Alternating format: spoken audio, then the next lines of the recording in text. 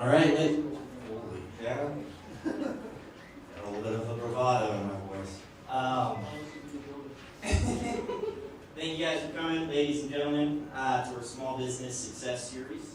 Put just a lot of time and thought into this, so I hope you guys get the value out of this and continue to come back. We do this once a quarter, and it's been really fun.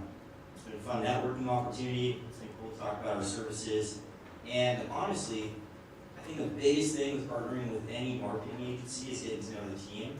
So just getting to know a little bit more about the personalities of what makes Big Red Jelly great. So, lineup for today. First off, we've got our co-founder right here, Zachary Weber. Okay?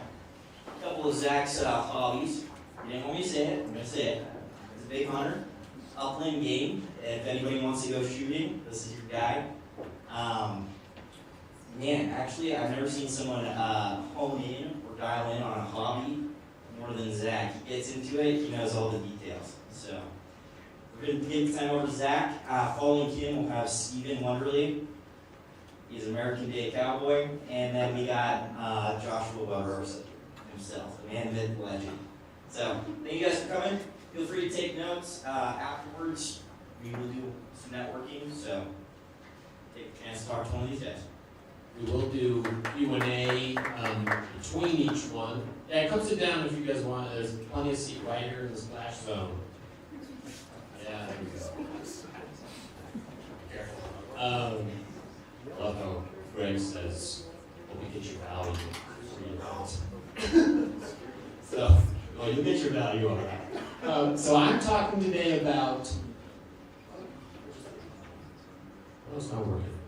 There we go. Modern customer journeys.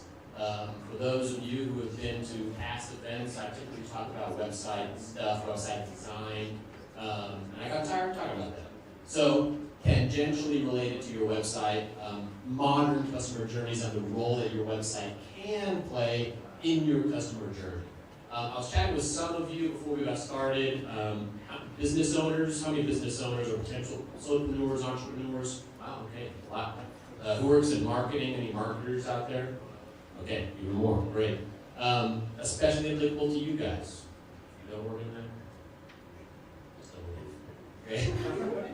Okay. So what is a customer journey, and do you know your own customers' journeys? You should have done that plural, but if you've been to past events, you first talk about what is a brand, and for us, a brand is accumulation, or I guess, all of the touch points or interactions or experiences that your customers have with your customer, with your brand.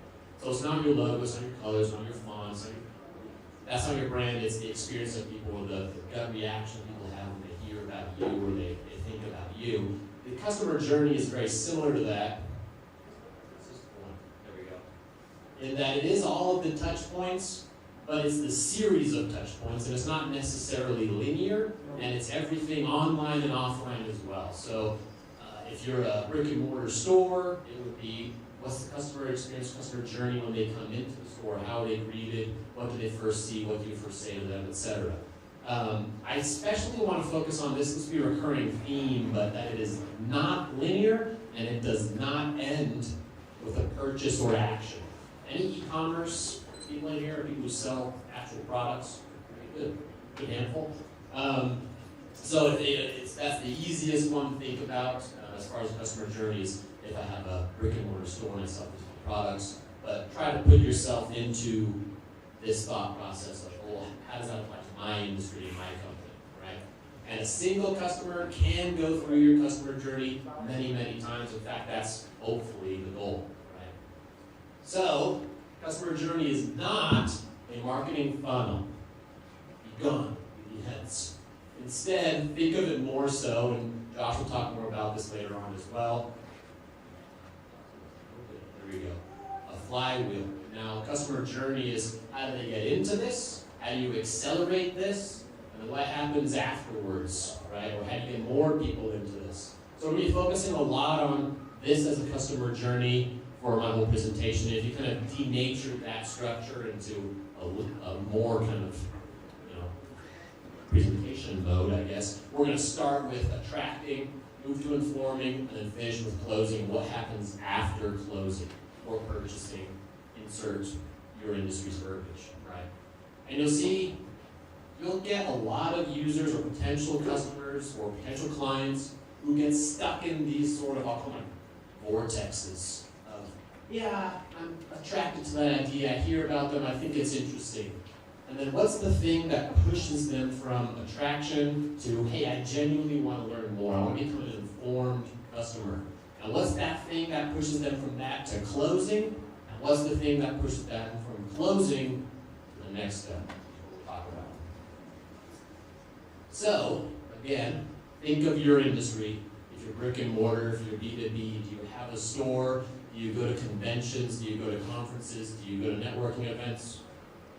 Do you have downloadables on your website? Do you do email marketing, SMS marketing, etc.? As we're going through, think about the things that you can do or the steps in your own customer journey that apply to this. Okay? So first things first.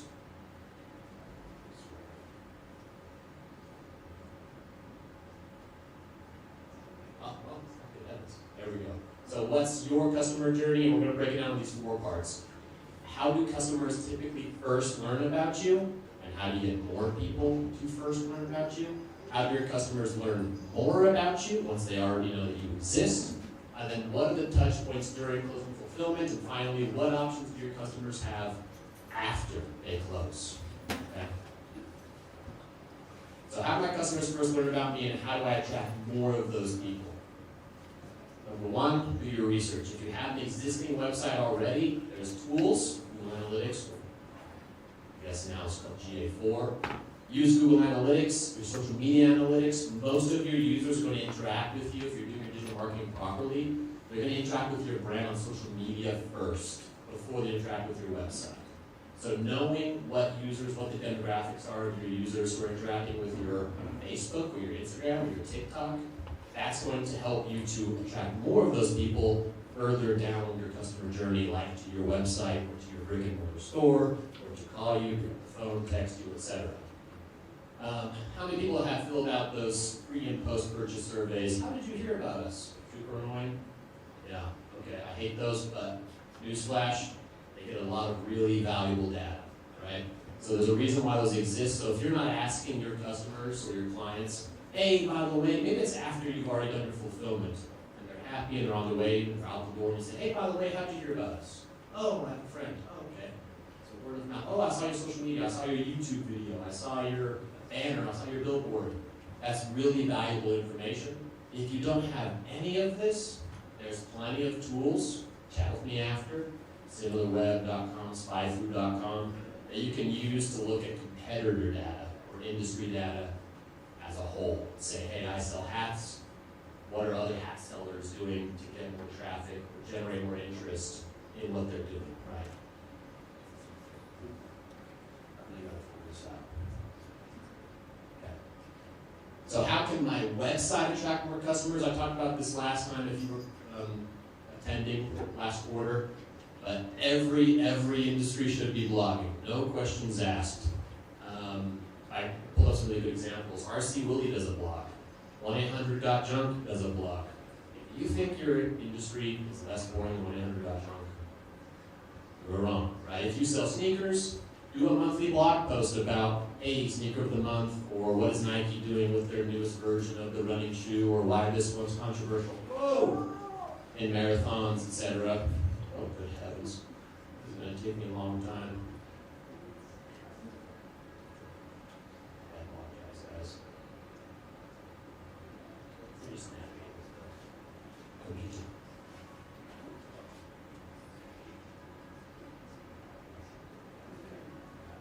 Cool. If you're B2B, you should be doing case studies, you should be doing portfolios. Let's do physical services as an example.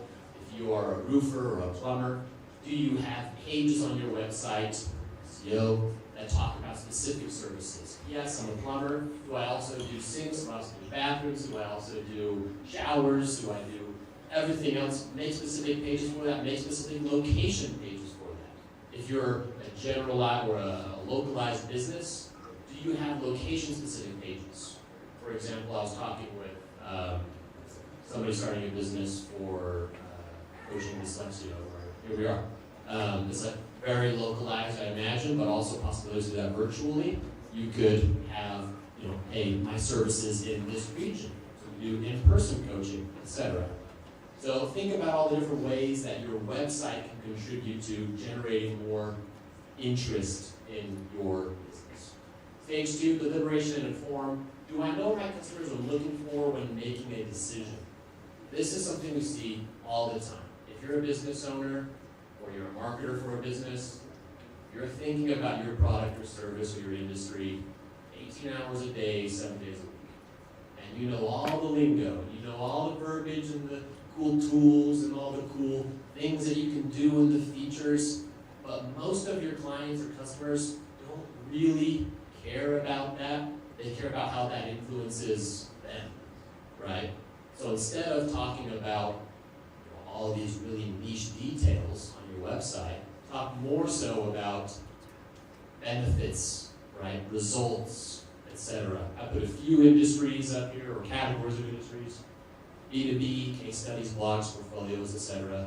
If you're a food service, you're a restaurant. We see this all the time. Doing a restaurant website, halfway through they go, oh, hey, by the way, I do catering. It's like, yes, that's what people want to see when they're visiting a restaurant website. What options do they have? Do you indoor dining, outdoor dining? They don't care about the knives that the chef uses. They care about how that influences their experience, right? So, going back to this, we've gone from attracting, and hopefully we provide enough information here.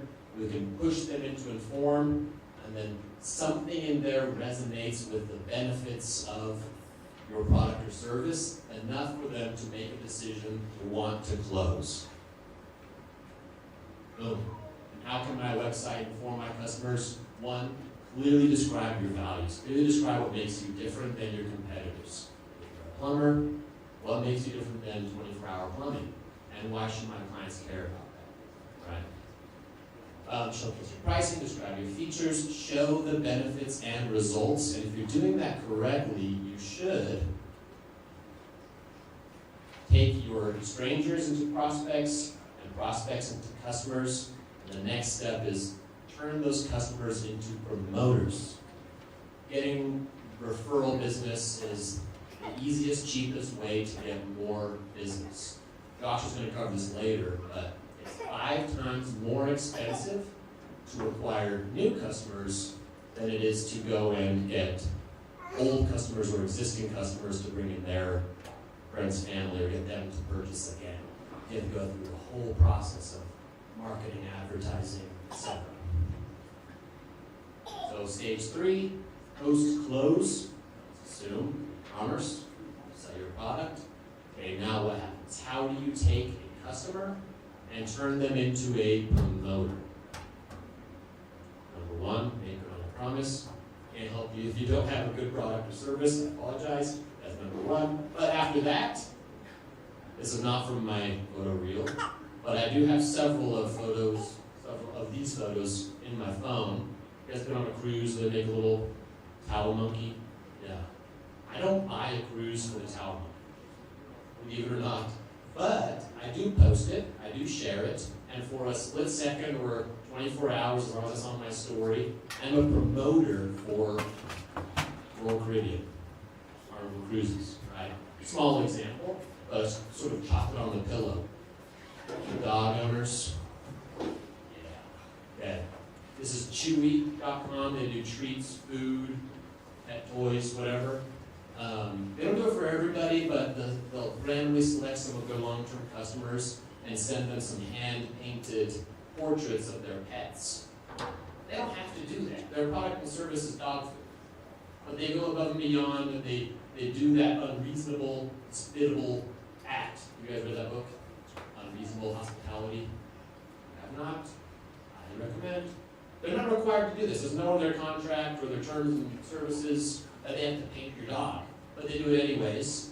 And not only do they have a lifelong customer now, but they have a lifelong promoter now. And if you go Google this, or Google Chewy dog portrait, you're not going to see her social media post. You're going to see all of the local news stations covering this thing that happened in their city or town. So they have a promoter, but they arguably have even better promoters because they've reached these news stations. That's blue sky thinking, an extreme example. That's a good one. Anybody use Zappos? I don't, but if you do, cool. If you have a particularly difficult or interesting support request, they will handwrite you a thank you message. Really cool. Now, if you're a business owner doing really high volume, you can't handwrite messages to everybody, but you can handpick a couple and write some thank you messages. If you're a medium-sized business doing medium volume, you can bake this into your customer journey where your fulfillment team or your sales team, part of that client happiness process is, let's all sit down at the end of the day Friday and have donuts and write thank you messages to all of our clients. Spend 25 cents on stamps and send that away, right? Or envelope, I guess.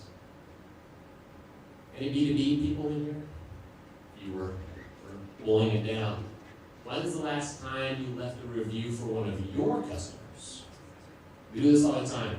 You work with a business, you learn how passionate they are, you learn about the services, you help build their portfolio on their website. Like, these guys are awesome.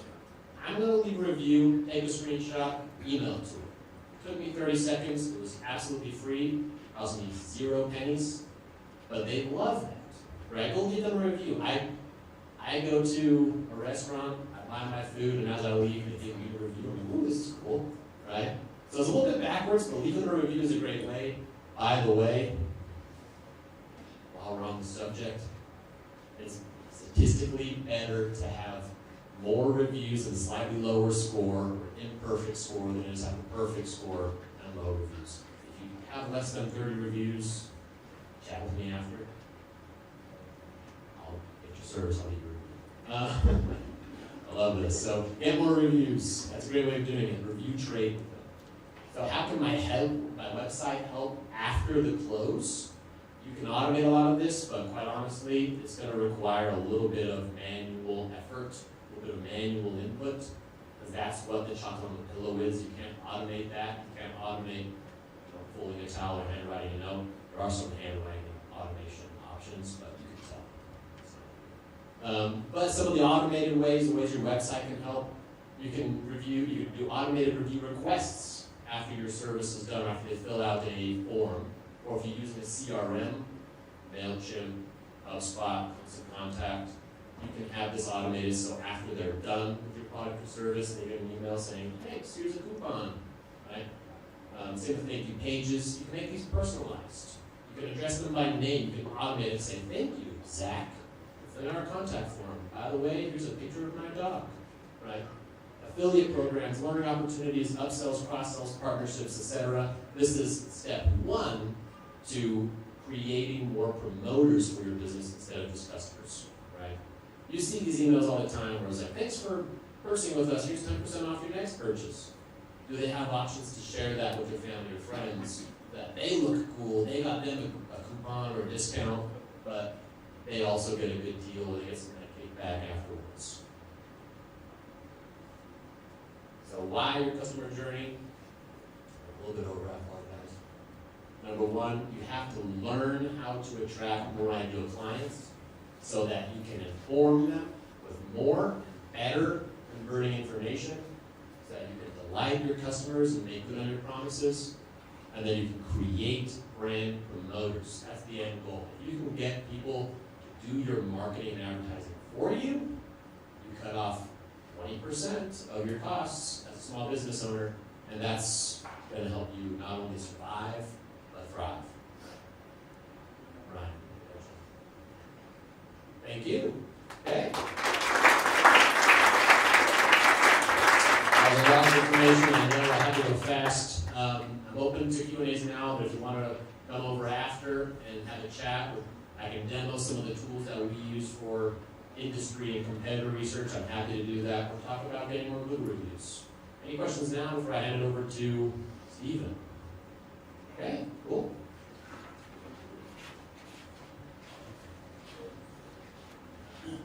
use that thing. Oh, the next button. Want it like into this Ether? Questions? Oh. I think I got them down already. What I love about these guys is they bring structure to a really crowded house. And it's interesting to me how much of the decisions that we make are based just on instinct. So if you look at what's out there, look at all these brands. Which of these would you pick right now in 3 seconds looking at this? Like, do you recognize anything? Right? Prescott recognizes that one. the Doughboy, right? Like, do any of these have some kind of, yeah, that's the same one. Greg calls me the Doughboy. So you have all these logos. How do you make a decision, right? How do we, logically? We start by putting things in verticals, somehow categorizing them. So, okay, now I'm looking at computer stuff. Here's all my options. I'm going to narrow it down. Now I've narrowed it down to 2, right? The 2 major decisions I need to make. Why did I choose this one? Why? Is Apple technologically better than any other phone out there? Don't be shy. No. No. Okay. Which phone has the best camera if you're looking for a camera? Samsung. Sony or Leica actually makes their own phone now, which is really cool. Sony makes a great one. Which phone works, or which one has the most storage capacity? Samsung. Okay. How many people have an Apple? Yeah, almost everybody here. Why? They spend most on marketing. Yeah, because they spend so much on marketing. Yeah, you identify with it. Why do you identify with it? What does it do that makes you loyal to that brand? The blue messages. Yeah. Yeah, that's what's a psychological thing. It blocks everybody else and shames them, right? Tribalism. Yeah, tribalism. Great word. It's exactly what we're talking about. Anybody know what this is? A tuk-tuk. Anybody been there to Indonesia and Vietnam? I was in India. Talk about chaos. I was in India and I got in one of these and boy, talk about taking your life in your hands. Ripping through those roundabouts with oxen and buses and trucks full of sugar cane. On the back of the tuk-tuk we were in, had a Nike swoosh. Now, anybody see that when you look at your tuk-tuk, see what's on there? There's a Nike swoosh, or sometimes there's a Mercedes symbol. Like, why do they do that? What does that mean? Don't be shy. Somebody in the back. Why do they do that? It's like wearing a cross, isn't it? It signifies I'm a Christian. Yeah, they know there's affinity, like there's already a connection. Yeah, there's an affinity there. There's like, we can be trusted, we are cool, we're the tuk-tuk you want to take today, right? Yeah. Is it any different than anything else? It's like the Apple phone. Is it any better than any other phone? Might be a few features here and there. This is interesting because the stories that we tell in our advertising and marketing, they create the desire for people to buy, right?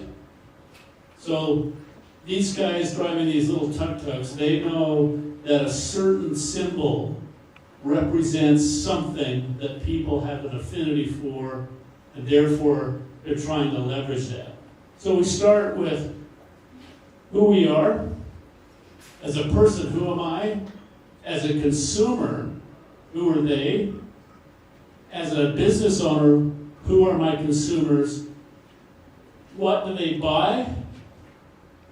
Why do they buy that? And what do they believe about that product? It's never about the product. Let's make that clear. It's never about the product. It's about how the product makes you feel. Okay? Does it make me more efficient? Do I have more gigabytes? Can I run faster and jump higher? Yeah, that's why I bought those shoes. I bought those shoes because Just Do It speaks to me. It makes me feel like, yeah, I am part of a tribe. And that's what we're trying to create with every brand. I'm part of a tribe of similar believers. Anybody remember these protests? It's not too long ago. How do we get our tribe to be this passionate about something they believe, even if their beliefs are based on something that's not exactly true? When I was a kid, I wanted PF Flyers because it promised that I would run faster and jump higher. I was passionate about it. I had to have them. All my friends had them. I was a much better baseball player if I had PF Flyers on. This kind of passion should surround the brand you have. So when your customers become this passionate about your brand, they're not going to leave because they had a little bit of bad customer experience, right? My daughter bought an Apple iPhone. Came today.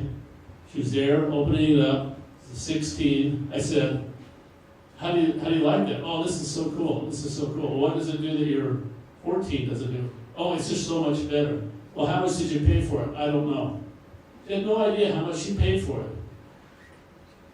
I think that's the kind of religious belief and zealotry that we want surrounding our brands. Let's talk about human behavior for a second. This is the process that we want. We want a customer that is curious, right? A potential customer that's curious. We want them to become a customer, try us out first. And there's lots of ways to do that. Free samples, free experience, come at the start, try it out, all that kind of stuff. And then we want them to become a martyr. I have friends that would rather die than give up their Macs. I have friends that would never be seen in an electric car. I have friends that would never be seen in a Ford, right? I have friends that don't wear anything but Nike. Why? They become martyrs for the brand. That's what we're trying to do. Let's talk about wine labels here for a minute, and Coke and Pepsi. So, back to this one for just a second. Go back, yeah. So, interesting study done on wine labels. They got a lot of people that are wine drinkers, and they placed these bottles in front of them and had them judge which wine was the most expensive. There was a plain wine, this basic label, and then there was this more expensive label, little foil inset, nicer paper. Which one do you think the majority of people said was the better tasting wine, the more expensive one? That one, right? In reality, both of the wines were the same wine. And why would they pick that? Comes back to perception again, right? Back to perception.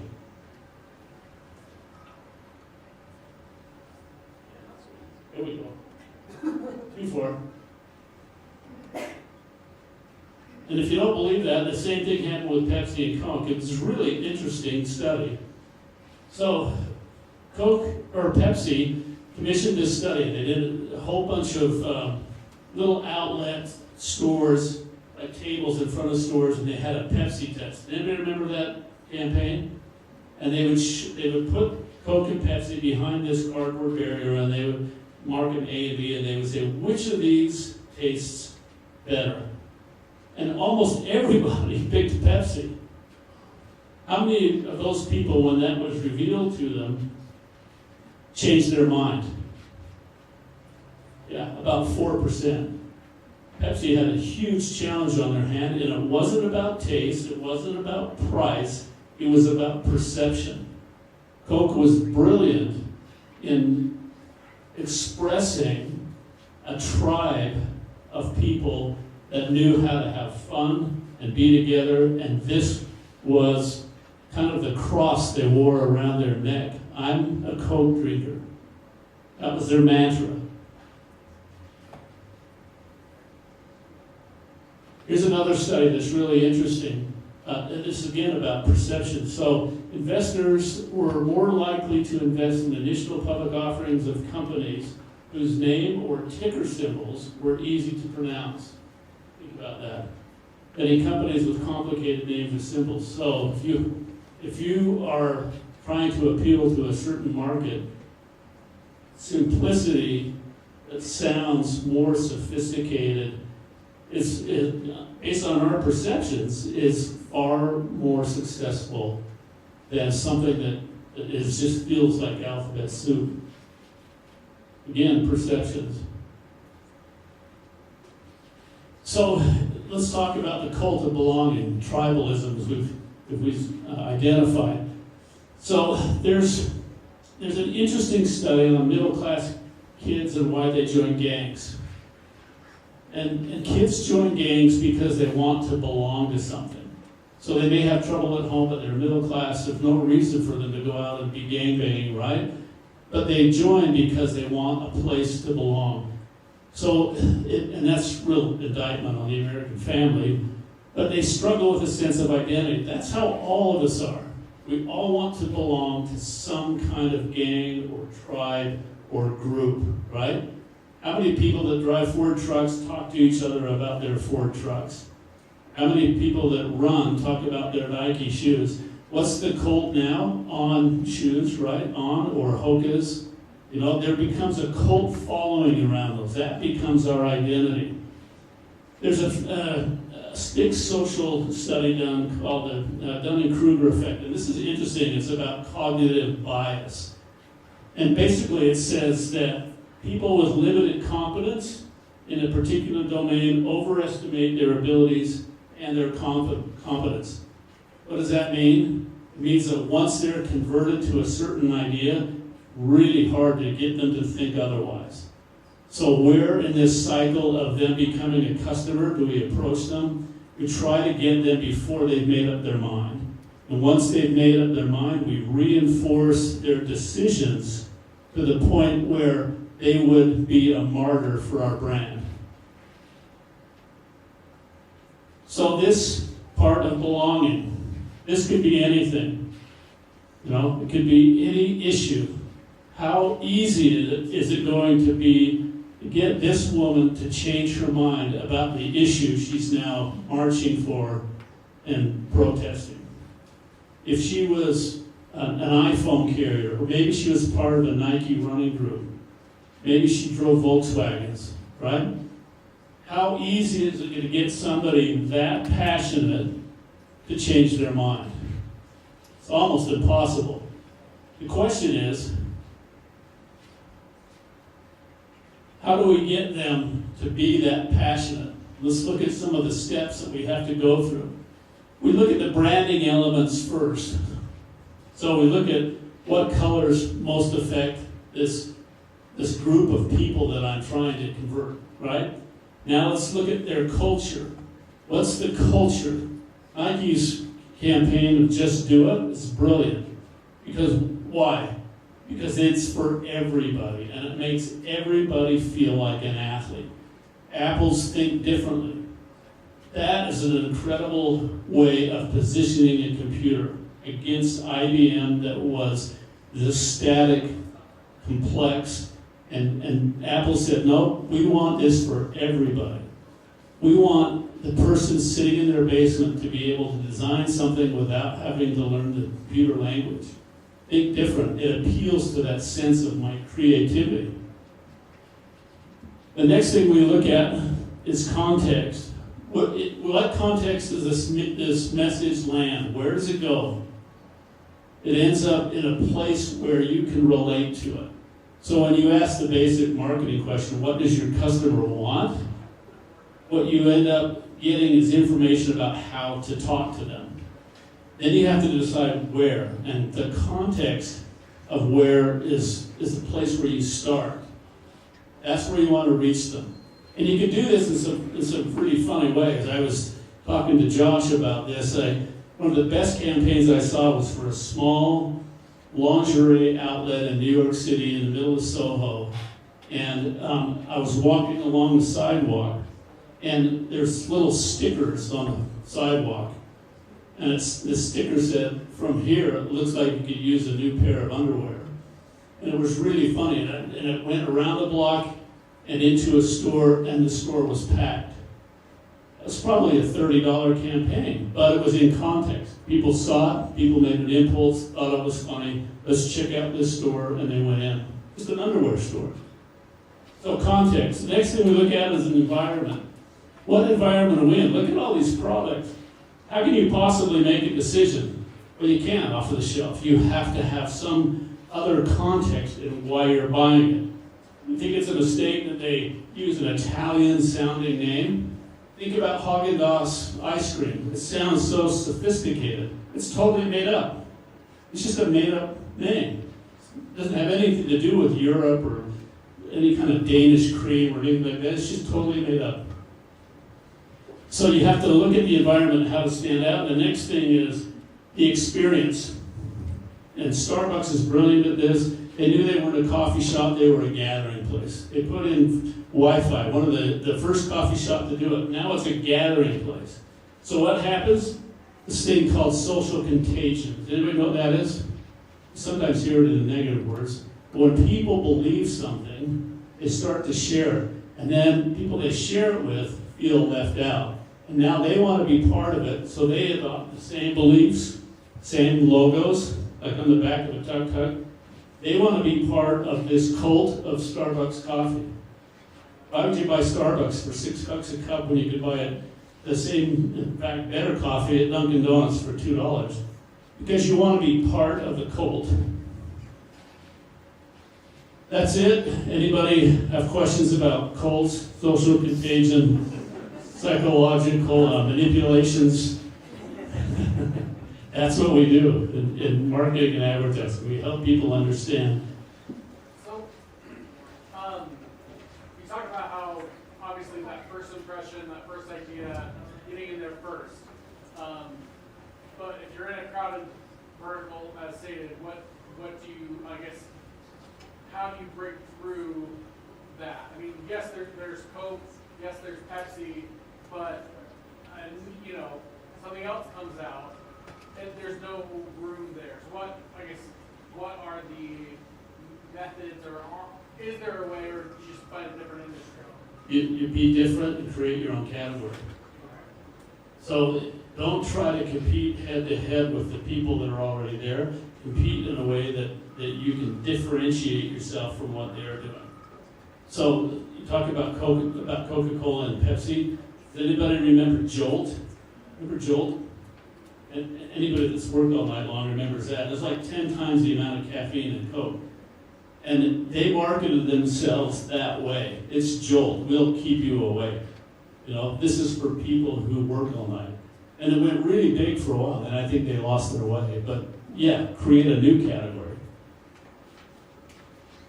Okay, go ahead. You talked a little bit on it. You find that this same approach works in the B2B context? Absolutely. Everybody, especially business owners, are afraid of missing out, right? They want to belong to that culture of companies that are doing really well. So you have to focus on giving them what they want. Their wants are different than your basic consumer. It's a little harder to jump in there and figure out what it is that makes them tick and what they want to belong to. So you have to spend more time researching who they are and what they want. So someone joked about Apple spending so much money and that's why they're successful, but how important is that, like as a small business, my inclination is to pour the money back into the product, but I mean, like what percentage of my available capital should I dedicate to marketing? So what's your product? It's a software program. No. Your product is the people who buy it. So your R&D should go into the people that buy it. I'm sure your product's great, but if all you're talking about is the technical specs of your product, then you're not talking to your product, which is your customers. And once you understand why they want yours, then you'll say, okay, I want to put now 60% of my budget into talking to them, and the rest of it can go into R&D. But it's really hard as a startup. So you might measure it by 60% of your effort and 40% of your effort, right? So you don't have $4 million to put into marketing, but you can do a $50 sticker that gets people to line up around your outside of your store, right? So you just got to be creative in identifying the context of where your message is. But you got to shift your thinking to my customers or the product. Cool? Okay. We give it to the brilliant Josh.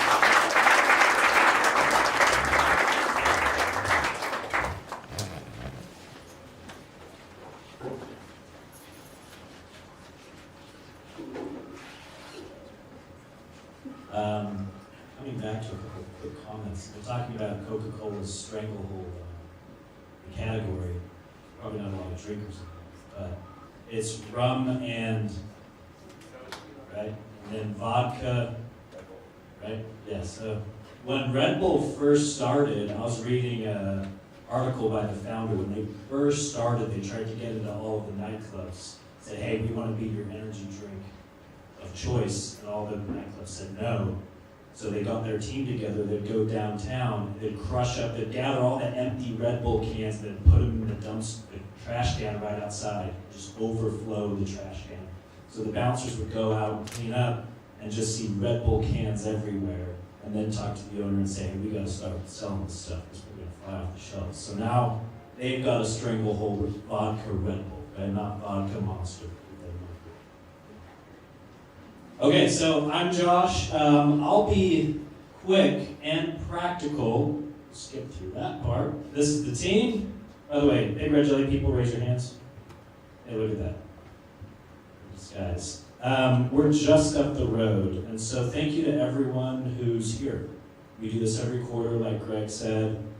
We're passionate about helping businesses grow, whether you're a startup, whether you're B2B, B2C. We love combining technology and creativity and allowing companies to do that. So thanks for joining us, and do not hesitate to chat with someone after, visit us. We do free consultations all the time.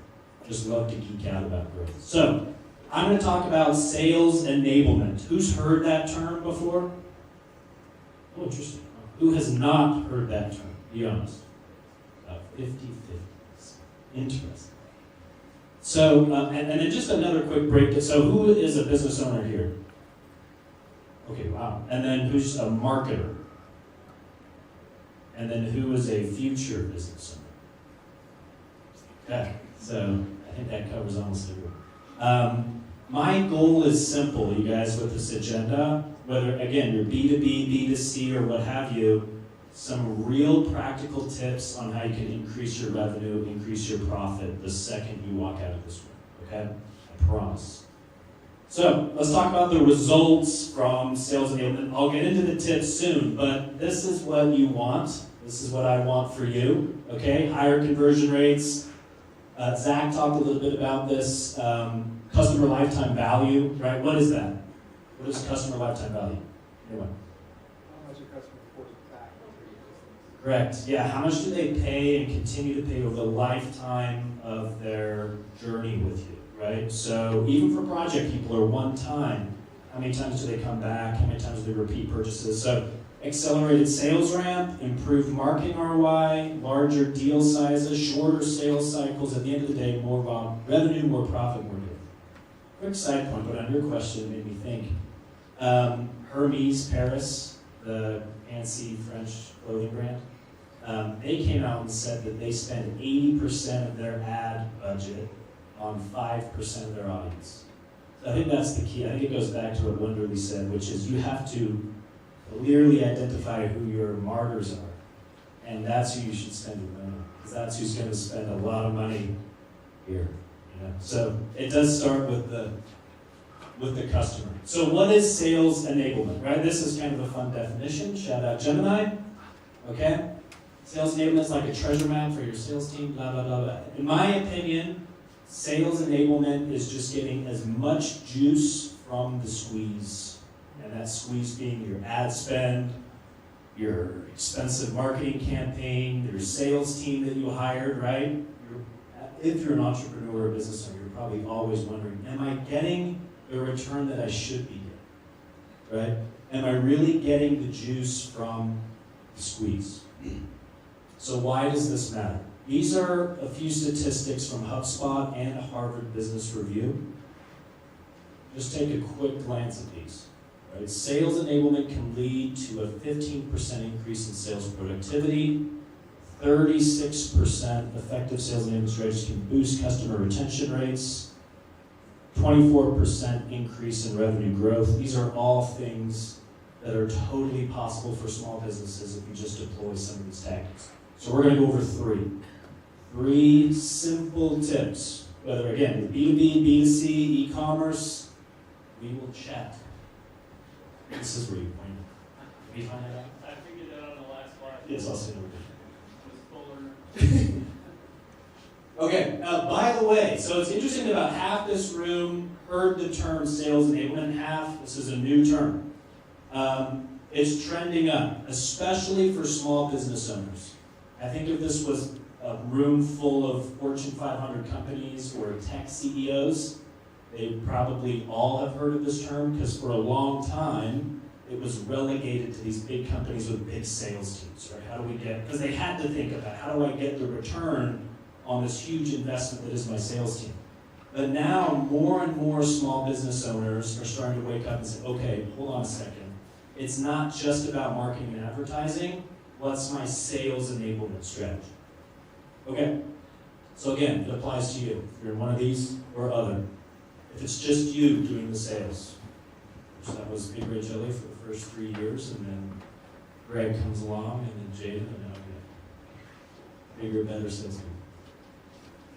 Okay, last point before I get into the 3 tips, and I cannot emphasize this enough. Zach mentioned this in his first presentation, but when I work with business owners or one of our clients, 90% of the time, they are, most common, they come, they say, I need more leads, I need more website traffic, I need more revenue, of course, I need more profit, we all want that.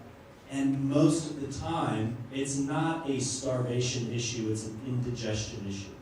They've got plenty of traffic, plenty of leads, plenty of awareness, they're just not converting it or getting enough value from what's already there.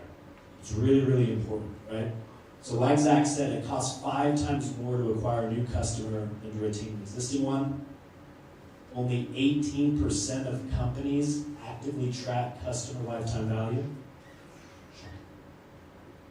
So tip number 1, get a CRM. Who here has a CRM?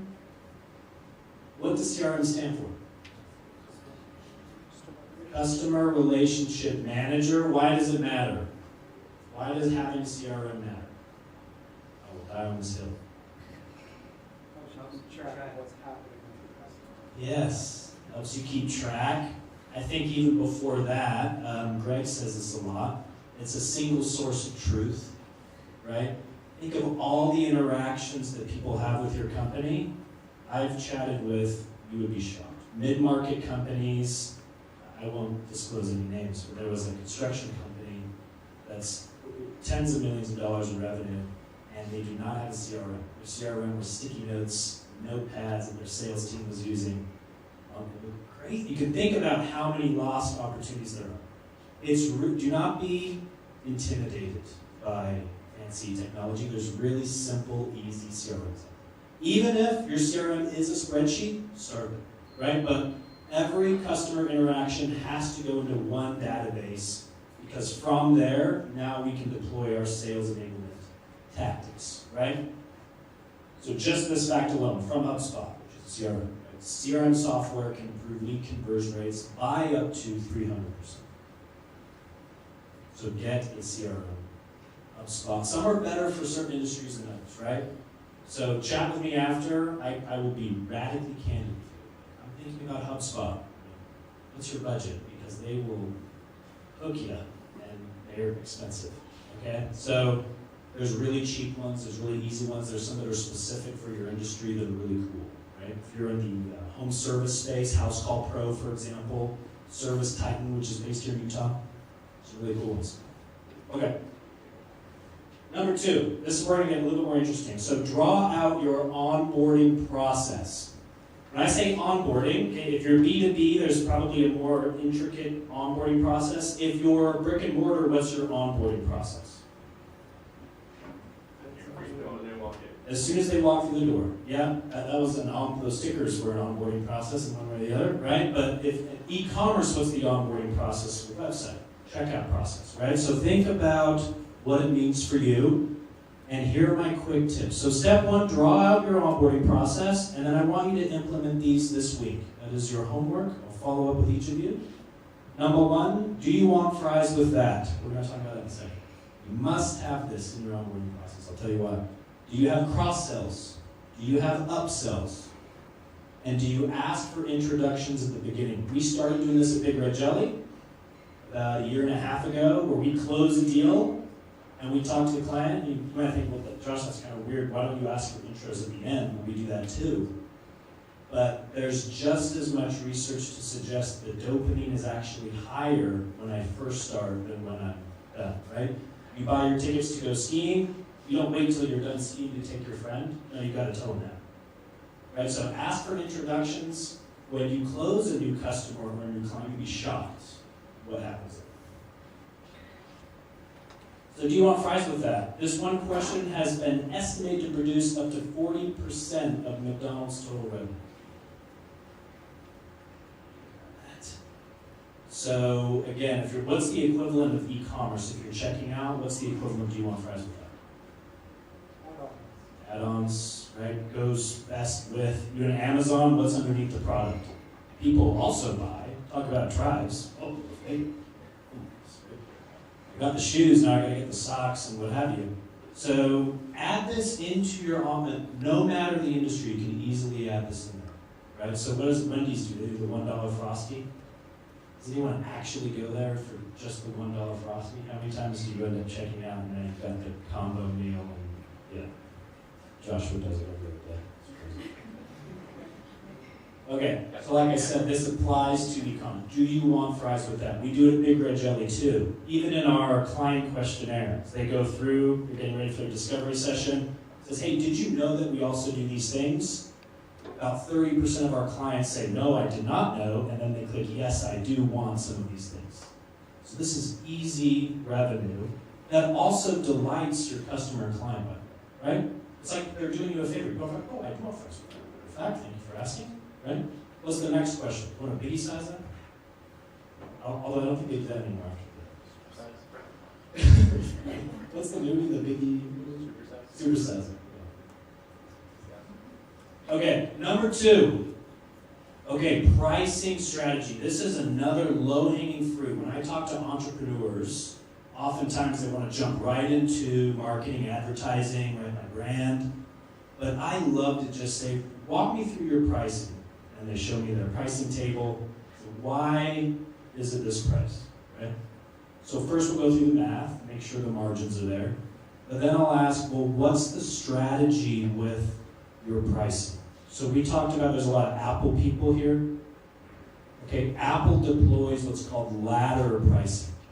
Has anyone fallen victim to this strategy? Right, you go in thinking you just want the basic iPad basic. Oh, but it's only this much more and I get this X amount of gigabytes and what have you. Next minute I'm checking out and it's almost 50% more. They're so good at this. So this is a tactic you can deploy in e-commerce quite easily, right? You have a singular product, then you have the group, right? Buy 2, get 1 free. So laddering, easy revenue to acquire. Okay, speaking of drinks, this is a cocktail menu. What's wrong with this menu? Anyone know? It looks great. What's wrong with it? It's true, there's no price. I did not notice that, but there's no price. That's mistake number 1. What else? Descriptions could be better. Anyone, any other guesses? Yes? They're giving away everything that It's interesting. You want to do that? Okay, so research shows that men get nervous about ordering cocktails if they don't know what the glass will look like when it arrives. So if I'm a guy, I'm like, okay. So shallow. We're simple people, really. The gold rush does sound masculine. Maybe I should go with that. Next minute it comes out, it's in a martini glass with the flower and the umbrella, and I'm out. So, isn't that interesting? Okay, so you gotta think about this. This is a real case study, by the way. They changed their menu to look like this. Which ones are the masculine glasses? Square. Right? I don't know why. Broad. Right? Sturdy, right? And this got some real results. Their sales increased drastically. Even the cost per bill went up as much as 25 to 50%. So picture your website, your pricing table. If you have a menu, when's the last time you reviewed your pricing and what's the strategy? Okay? This is called anchor pricing. What's anchor pricing? Any guesses? Pick the middle. Yes. And also, I'm going to come back to the middle part in a second. This isn't a perfect example, but I'm a huge fan of this too, especially in the B2B space or maybe in software. Have a tier that is VIP plus. It's 10x the price. It's 20x the price. You'll think it's ridiculous. I really like to push our clients. I'll say, hey, they might be a consultant. They say, yeah, I'm around $2,000 a month. I say, have a plan on there that's $50,000. So no one's going to do that. That's fine. What's the benefit? You put $50,000 here, immediately this looks like a bargain. So the conversion rates are going to go here. And once in a blue moon, someone does want this. Someone always wants best of the best. So put that on there. Think about what you're missing by just not having a premium option. People will go for that. Coming back to the middle option, right? In studies examining consumer choices, we found that approximately 60% of consumers tend to select the middle option. We do this in fast food all the time, right? It's the safe option. So what should you do? Put your highest margin, highest profit one in the middle. That's what McDonald's, Wendy's, they all do best. They know that's where they have the highest margins. Does that make sense? Okay. Tip number 3, going along with what Zach talked about, increase return customers. He already shared this statistic, right? It costs 5 times more to acquire a new customer than to retain an existing one. Okay? I'm going to give a couple quick tactics and then we're done. So one thing that we do at Big Red Jelly is we have anniversary outreach. Okay? So if you have a one-time customer client, they work with you, and let's say they work with you in September. September next year, our biz dev team reaches out and says, hey, it's been a year since you worked with us, can you believe that? Right? But here's the trick, I'm going to skip here. Notice the difference with what I'm about to say. If Greg reaches out and says, hey, Bob, it's been a year, can you believe that? Would you like to review your marketing and your website and your branding? Right? Or if Greg says, hey, Bob, can you believe it's been a year? It's time to review and see how you're doing. Just like your dentist and your insurance guy or gal does, right? Dentist texts you, calls you, hey, Zach, time for your teeth cleaning. Oh, it's time.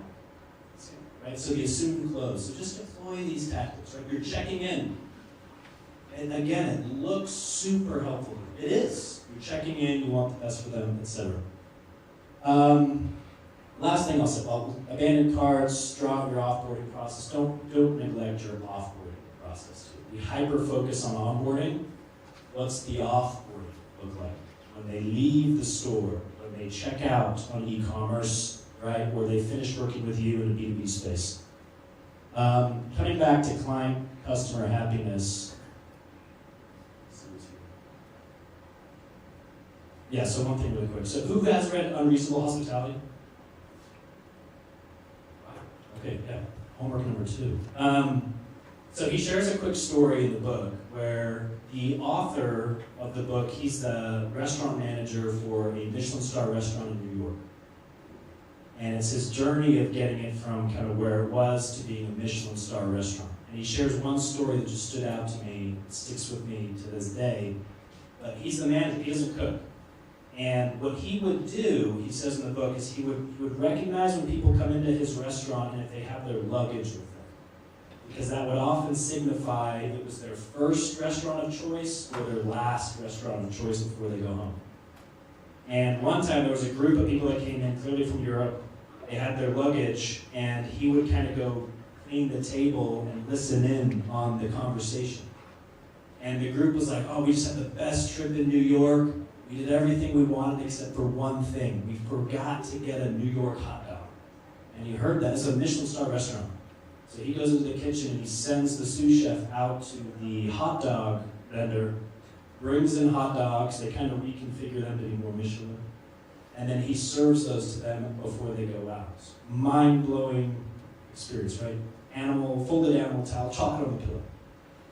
So think about what are your client happiness processes, tactics, et cetera, things that will really cut through the noise.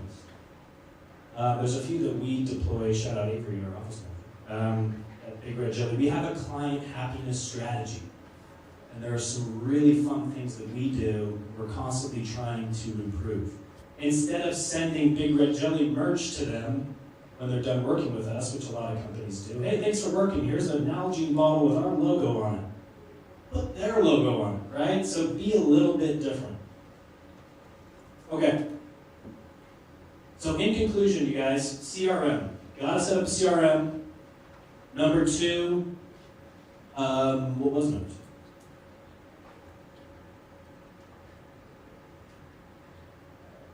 Pricing strategies. Set your pricing strategies. And then number 3, increase return customers. Really focus on that customer client happiness journey. And I promise you'll see those revenue numbers change. That's it, you guys. Any questions about sales enablement, client happiness? Any questions in general? All right. Thank you, guys. Thank you, thank you.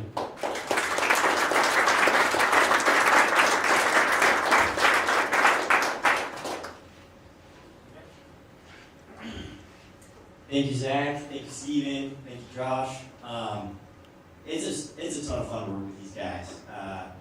Yeah, being at Big Red Jelly, that's something I've always really admired. Followed the company for 7 years before joining it. And I'm all in. I'm in the cold. I'm in the jelly cold. But always sharpening the saw, always learning. I know when I was first jumping into this, it just seems like a lot. You know, like this is a whole elephant. How am I going to eat this thing? One bite at a time, right? So it's easy to get 1% better. It's really hard to get 100% better overnight. But once you get engaged on that journey of improving this process, Zach, Josh, they say it all the time. It's really easy to geek out on it. And then you start getting into the analytics. They start telling a story. And it becomes a really, really fun process. So a lot of times work's just work. This is a chance to make it not as boring, make it more fun, and start geeking out about your clients. So we're all done here. If you guys want to talk to the speakers, ask questions, grab a Big Red Jelly employee, talk to them, learn a little bit more about the business, feel free to. We've got food out in the back. You probably saw when you're coming in. But yeah, really glad you guys showed up.